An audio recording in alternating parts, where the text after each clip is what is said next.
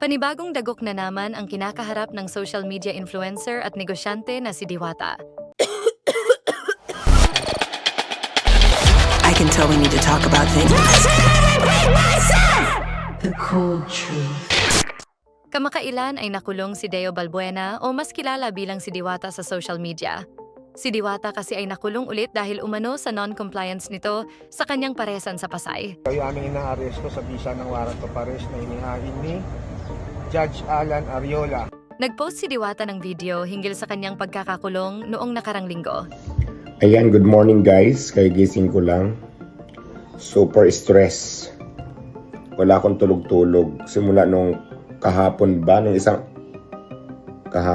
araw. Nung isang gabi. Ang ganito kasi yan. Grabe. Guys, ito kukwento ko lang yung nangyari. Nakulong ako. Yes, totoo nakulong ako. Bakit?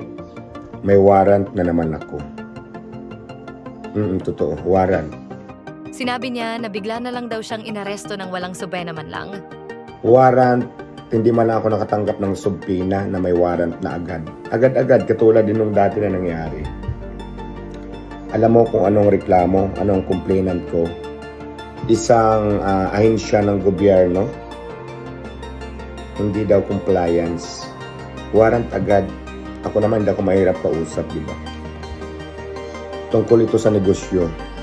Parisan, ano bang negosyo ko? Paris, di ba? So, nakalungkot lang, no? Ganyan ang nangyari. Pwede namang ayusin kung may pagkakamali ako. Pero bakit warrant agad? At saka hindi naman ako big time na negosyante. Halos tama-tama nga lang pangkain ang kinikita ko. Minsan abono pa.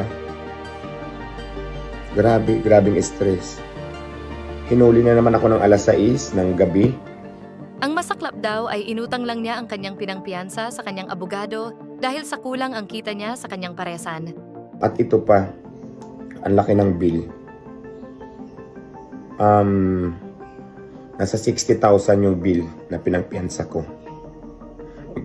Di ba? Grabe. Ang hirap maging Pilipino, sa totoo lang. Lumalabang ka naman ng patas, hindi ka naman namimerwisyo. Dumidiskarte ka sa sarili mo para mabuhay ka. Pero bakit? Bakit ganun? Grabe. Hindi ko lang siguro pwede ikwento ang buong detalye, no? Kasi nasa na ito. Nasa korte na. May hearing pa ako. So, basta yun ang dahilan. Pwede naman ayusin kasi ang nakalagay hindi daw nag-comply. Kung ano man yung dapat ayusin, pwede naman. Diba? Tulungan nyo ako kasi hindi ko alam kung paano gawin yan. Ayusin natin. Halimbawa, kung mayroon mong pagkakamali, hindi para diretso sa kulungan nang wala man lang ako subpina na natanggap. Diba? Diyos ko, napaka-stress. Diyos ko, mabuti lang talaga. Ay, nako, nakalabas na naman ako. Buti na dyan si God kahit papaano hindi niya ako pinapabayaan. Grabing pagsubok ito.